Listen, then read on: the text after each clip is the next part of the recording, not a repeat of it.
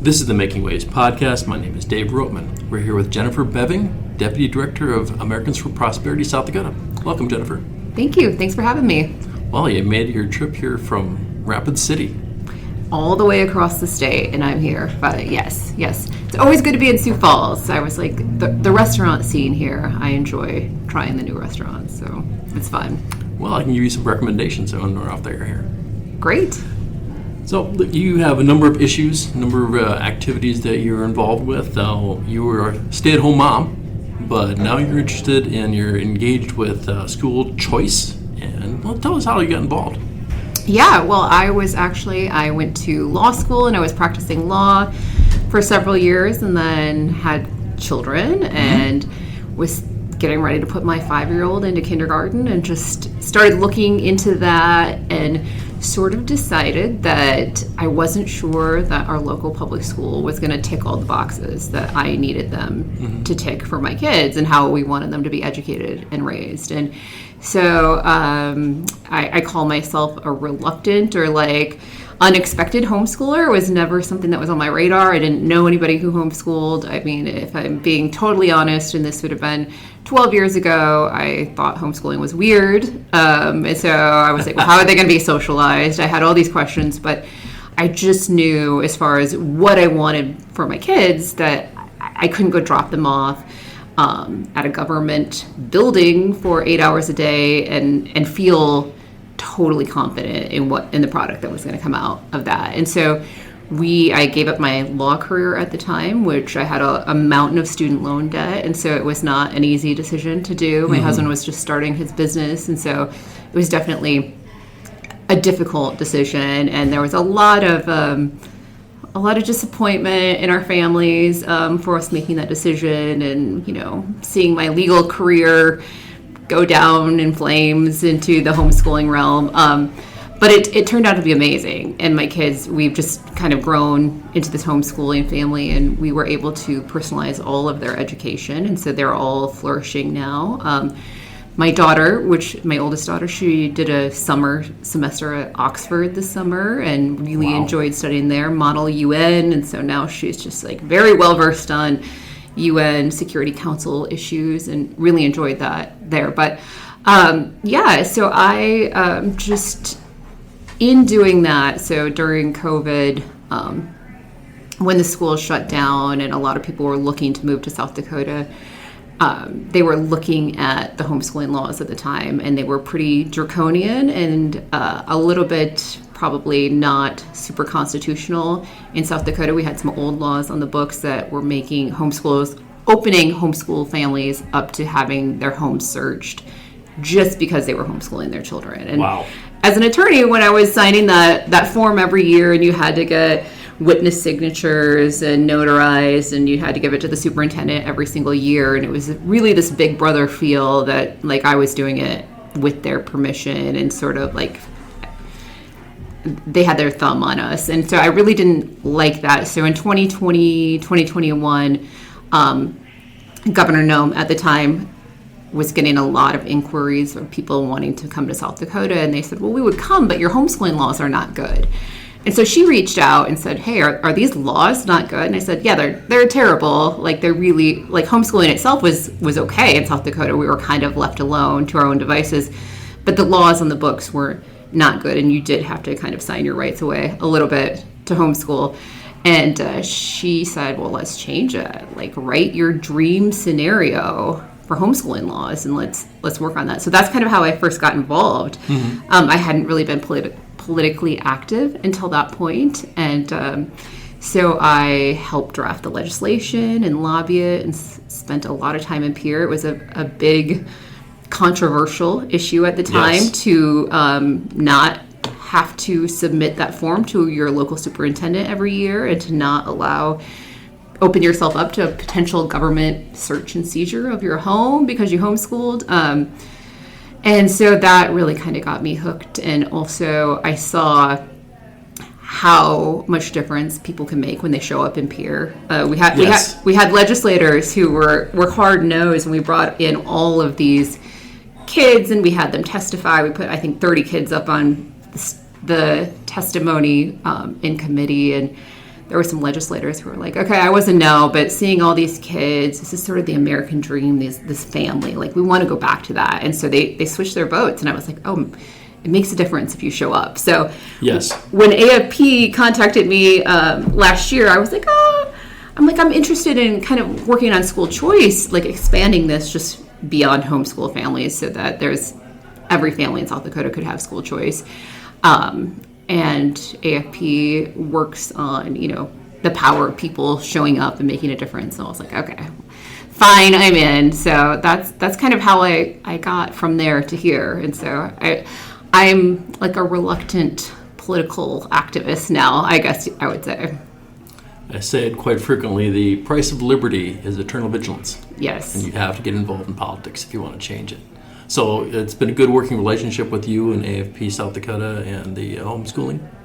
Yeah. AFP has, one of our top priorities nationally has been like opening up education freedom. And so as far as my personal life, we still homeschool our kids, and I have a lot of flexibility to kind of get them. We actually put them into an online private school. So I don't teach them. I don't come up with the curriculum anymore, but that's been really amazing. And there's so many schools out there working in this space of kind of personalizing education. And so I really want to see that for all South Dakota kids, just to be able to choose the best path forward for each kid. I mean, some kids are going to, like my son,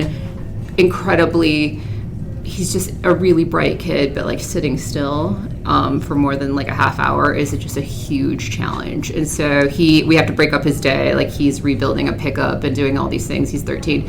But,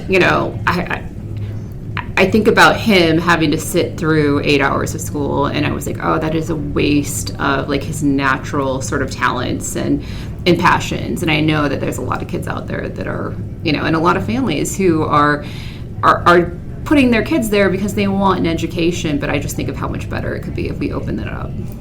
I remember having difficulty sitting still in school. 30,000 foot level. What do South Dakota's homeschooling or school choice laws look like now? Has it changed for the better, and are there things that for the better? Yeah. So South Dakota is like nationally ranked one of the worst states in the country for school choice. Essentially, we don't have school choice. And school choice generally refers to some of your tax dollars that you put into property taxes helping educate every child in the state. And so we don't have any programs like that. We don't have charter schools either. In South Dakota, we're one of the last 2 states in the nation to legalize charter schools. In South Dakota, basically, if you can't afford to pull your child out of the public school system and finance an alternative education path, there is no choice. And so we are definitely one of the last conservative states to kind of open up the door to giving families choice in education. We're a very protectionist state as far as our public schools go.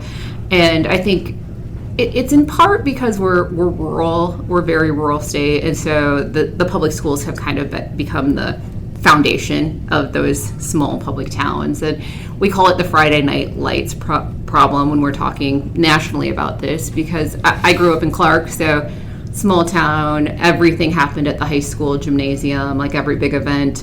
And so I get that fear, but if you open up education freedom in the right way, like you can still keep that community. Those kids can still play football, there can still be homecoming parades. I think South Dakota has a vision of you're either in the public school system or you're out. And if you're out, we don't want you to touch any of the public school system. And so, and I think the issue becomes people know that South Dakota's public education system, for better or worse, is not producing great outcomes. And so they know if given the choice, there's going to be a lot of families that are looking for something that personalizes education and gets their kids up to a higher level academically. And so they know the reality. If these laws open up, their public school enrollment is going to go down.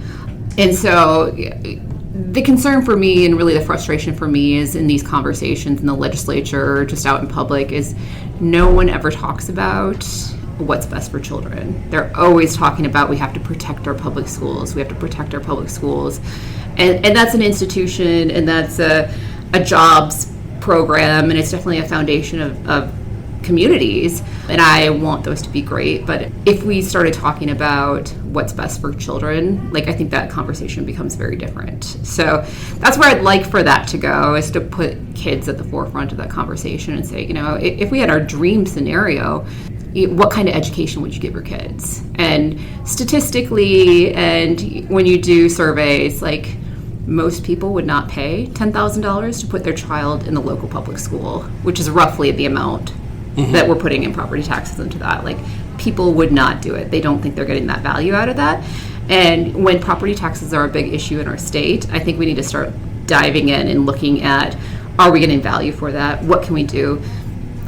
I don't think we can take away public schools. I don't think we should. I think we should work on making them better. But as long as the conversation is where it's at in South Dakota, we're going to have a hard time making progress on making our schools better, getting our teachers more money, which I think probably should happen. Also, there was just an article out about how many South Dakota teachers are here on J1 visas, mostly from the Philippines. I talked to a couple of rural districts here in eastern South Dakota where they have more than 50% of the teachers are from the Philippines in these small rural farming communities, because they can't find teachers to do that job. And so a lot of the conversation in homeschooling now is like, well, my child can't understand the teacher.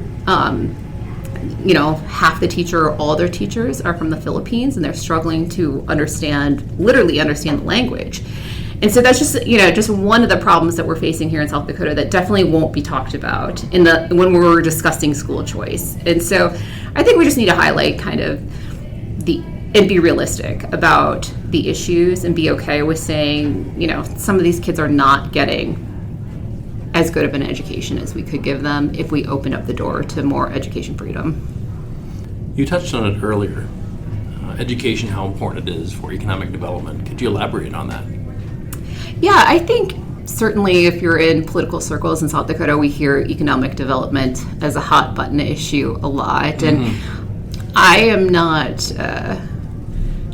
naive to the fact that South Dakota doesn't have what some of our neighboring states, we don't have oil and we don't have gas. We're not North Dakota that has a gigantic fund. And so I definitely see the need for increasing revenue in South Dakota and bringing in industry. But what I have really looked at in my analysis of this is, if I'm somebody who's looking for a job, and if we build a big whatever factory or whatever center, and we need to bring in workers, which we do, we're at a workforce shortage. I think, 50,000 jobs or something like that is open right now.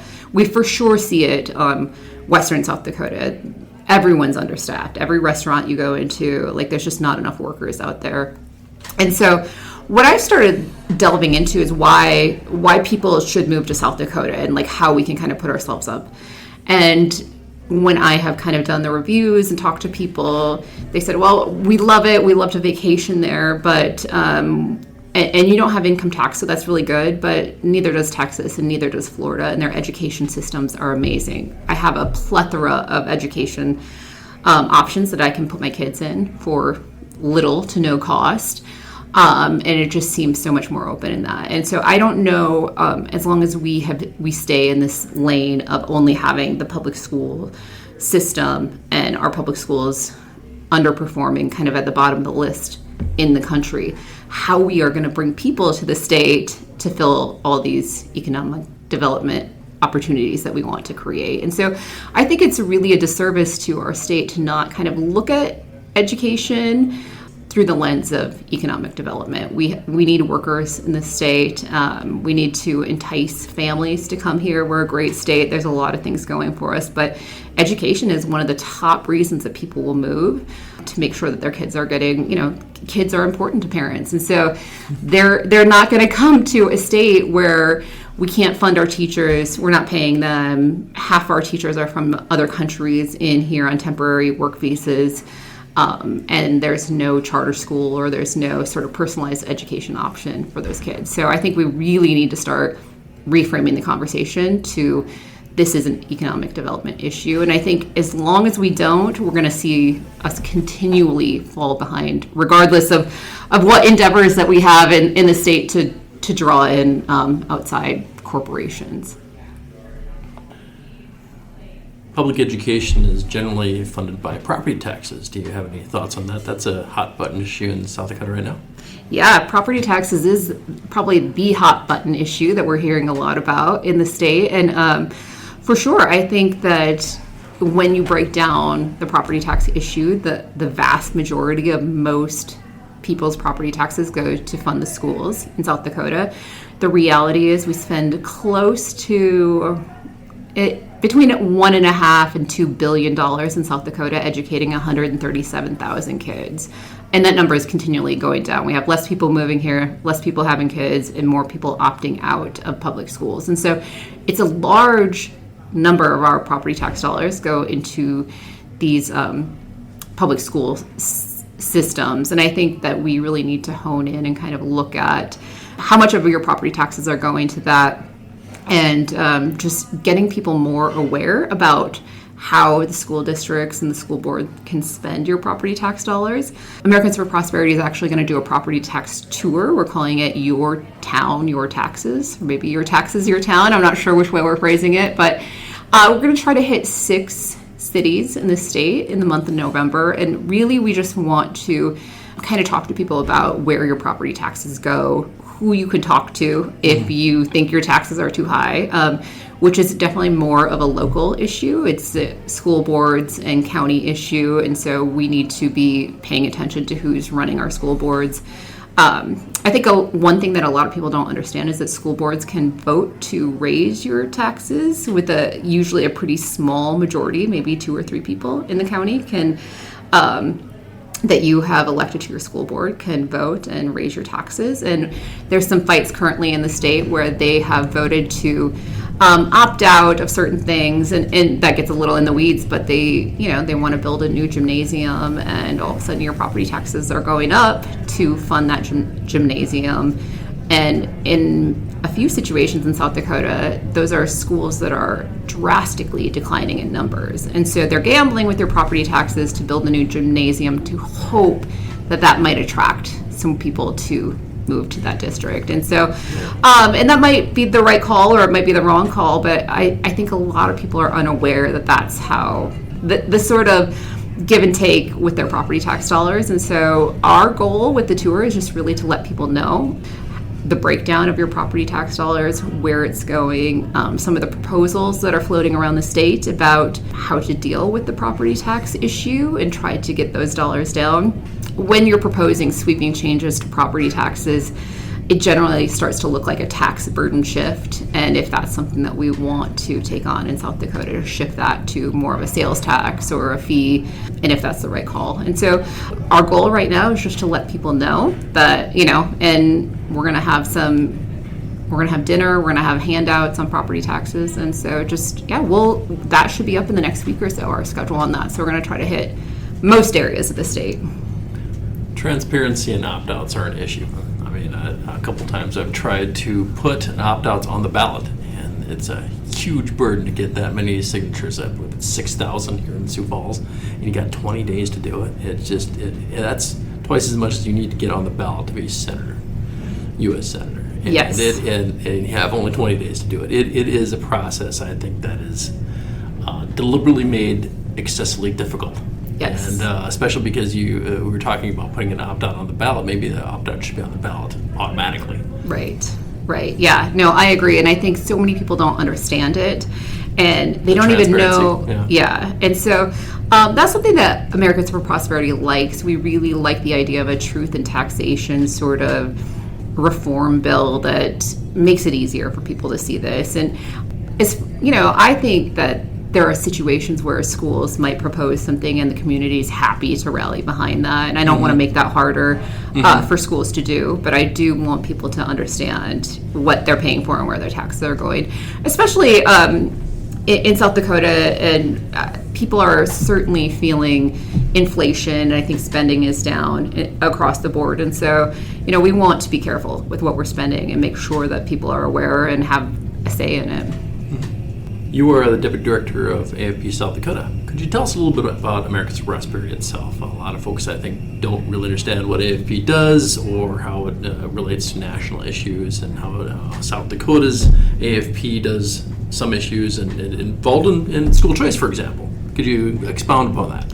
Yeah, so when AFP first got involved, the first contact I had was they helped us in 2020 and 2021 with expanding the homeschool freedoms. And the first thing I said when they approached me and said, hey, we like this bill, we like what you're doing, how can we help? And I said, well, what are the strings attached to this? So I'm like, what, am I selling my soul here? And they were like, no, these are just, here are our pillars, here are our principles, our policies that we believe in, and this is one of them. So we want to help people in the state who are working towards this and passionate and maybe are the experts on this. We want to provide you resources. And so they did. They got buses to get our people to Pierre. They got, they put a lot of our testifiers through training on public speaking and door knocking and phone banking and how to be effective when you're speaking to your legislator. That's a win. Yeah, and I thought, and then so over the years I have volunteered with them, and then when they approached me and asked if I wanted to take this position, I again did the same amount of research into it, and I was like, okay, what am I going to risk here if I take this on? And what they tell us are, and you can look these up on our website, and these are the principles that we believe in. These are the policies we're pushing forward. And when I go out into the community and I tell people it's a complicated job, but I said essentially my job is to be the lobbyist for the everyday taxpayer that doesn't have special interest groups coming in and fighting for them. That's really like at the top level. That's what we are told when I fly out to DC for my work there. Every event that we have, all of our training is to be the voice of the everyday citizen taxpayer. Get to them, talk to them, find out their issues, and then help make sure that their lives are better, that they're able to start a business, there's less red tape. And so every time I go to trainings, that is the same message. And we go back to principles of human progress. And so we put a lot of study time into reflecting on history and times in history that things went well, and we study that, and then times where they went not as well, study that, and try to make sure that whatever's coming down the road, that we're not repeating those same mistakes. And so, just like any other organization, have there been missteps or been times where they made a decision that, you look back and you think, oh, okay, well, maybe that wasn't the right decision. Yeah, I think that's... To err is human. Yes, and what I do like is we are quick to sort of correct course, and also part of my job is to lobby at the federal level or be able to bring the voices of South Dakotans to DC. So I will go meet with Leader Thune or Senator Rounds or Representative Johnson, and I will, they're like, what are you hearing on the ground? What is the complaint about DC? What are people feeling? And I don't remember who I was in with, but I said, people are struggling in South Dakota. Like inflation is in grocery costs. Yes. And because there was a post going through the homeschool community of how to cut costs and budget. Mm-hmm. And some of the suggestions were so extreme. And so I just screenshotted those. I took, the identifying names off from it, and I just printed it out, and I took it right into their offices. And I said, this is reality in South Dakota. And so I'm able to get into their offices, have conversations with them. And so it's a really interesting job. And I think it just goes back to and reinforces the point to me that when you show up, you get to help make those decisions, and they do listen. Federal is a little different. It's a pretty big ship to change course on, I think, as we're seeing right now with the government shutdown. But certainly at the state and local level, I have seen people show up and be well prepared and seen minds change. And so that's the bulk of my job. What I really want to get the message out to South Dakotans that, get yourself to Pierre. If you don't like it, maybe get off the internet a little bit, like maybe a little less keyboard warrior and a little more, a little more show up and testify in a, educated way. And a lot of these legislators in South Dakota are happy to listen to people who are well educated on the issue. Yes. They can't be experts. They're not getting Nobody's paid. Expert. Yeah. They don't have staff. We're one of the few legislators in the country that doesn't have like any sort of staff people for the general legislator. Even the leadership and staffing is very minimal. Yes. And There's not much you can do with an intern who is in college. Right, and these interns are just, I mean, they're there and they're happy to learn, but they are not, They're literally there to learn, not to be your really effective staffer. Right.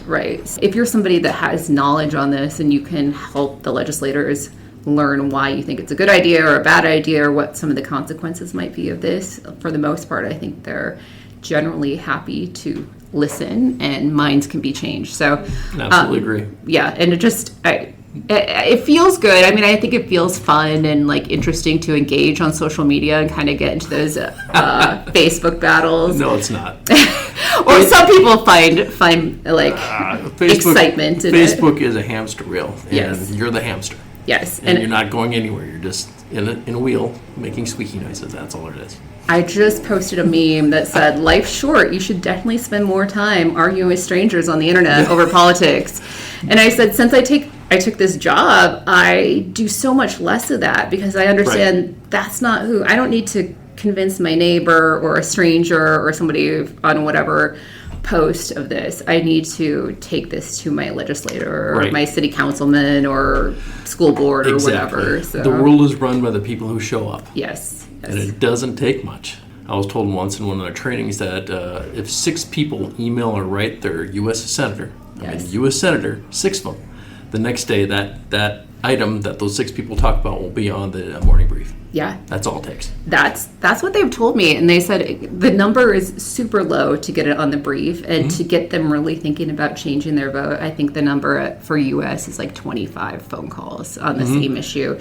And so for sure in South Dakota, for local legislators, it's a much lower bar. So, if you can find 5 of your friends to make a well thought out personalized email or phone call. That's key.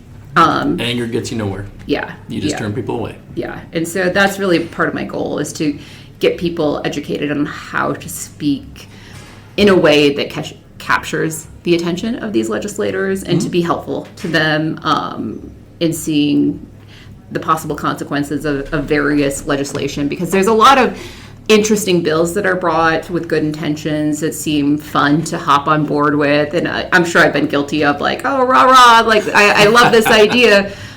But then as you kind of go down the policy rabbit hole, you're like, oh gosh, this could lead to, some pretty crazy consequences. Soul talks about that. It's like you got to look at what are the consequences. And it's not just the first or second step. It's 6 steps down the road. What's going to happen 6 steps down the road from whatever it is. The first consequences would be the least effective. Yeah, exactly. So that's the goal, just to try to get South Dakotans more involved. And I think we're such a small state, and so many people, they know, like, oh, I'm electing my, neighbor, my fellow church member, and you just kind of hope that they're doing a good job because they're a good person in the community, they're a good person at home.